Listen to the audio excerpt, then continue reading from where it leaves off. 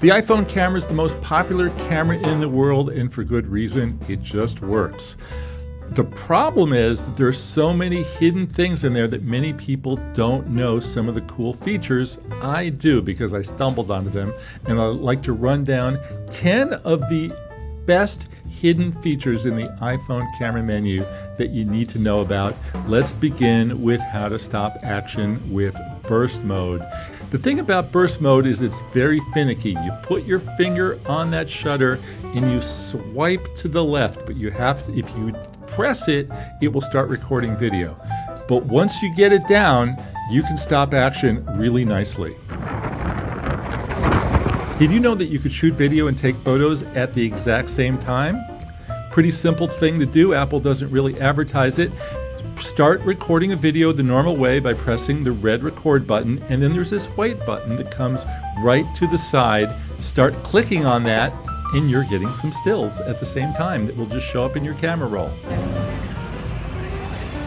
Don't you hate when you do a selfie and you're wearing one of those t-shirts with lettering on it and the lettering is backwards in your selfie?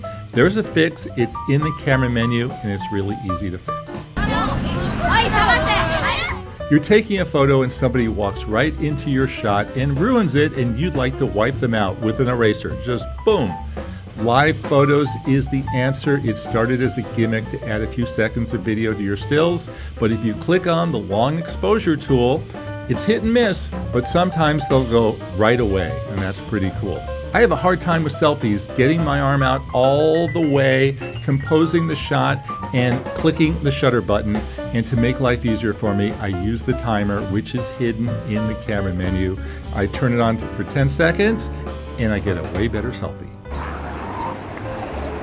So the wonderful thing about iPhone photos is that everything's in focus and everything is exposed perfectly except when it's not.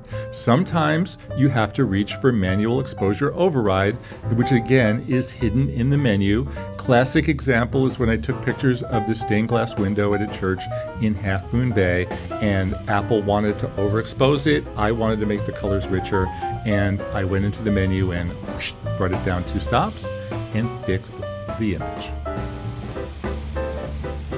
We all have a need for professional headshots against a nice, clean, white backdrop, and sometimes you can actually do that on your iPhone as long as you don't mind a black and white headshot, which I think you should enjoy because it would really make the image pop. You go into portrait mode, you have 6 choices. The last one will give you black and white with a white background, and I think it looks pretty dang good. How many times have you seen this happen? People want to show you photos on their phone and just start scrolling and scrolling and scrolling and scrolling until they finally find it. How about a better way? How about tagging? You know, you can tag people's faces in the camera roll. It's pretty simple to do. You click the I button at the bottom of the image and you'll see this little circle with a face in it.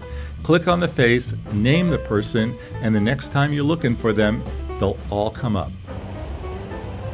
Did you know you could change the crop of an image after you've taken it? You've taken a regular shot like this and you want to make it into a square photo? It's pretty simple to do. You go into the camera roll, you click edit, you go to the bottom of the screen and press crop, and then at the top you'll see these little squares, and once you click the little squares, you can change the aspect and go from wide to square or whatever.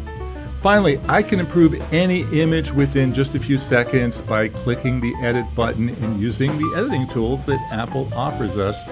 There's a whole lot of them. They're kind of similar, but there's 2 that I really like a lot. The magic wand, it's the first one. It brightens the image, and then black point all the way down, and it makes the colors richer. So those are just 10 of the hidden camera features that I think everybody should know about. Do you have some that you'd love to talk about? Please, let's hear from you in the comments below. Don't forget to subscribe to the PhotoWalks TV newsletter, jeffersongraham.substack.com. Thank you, SmugMug, for supporting this episode of PhotoWalks TV, and be sure to stay tuned because I will see you on the next PhotoWalk.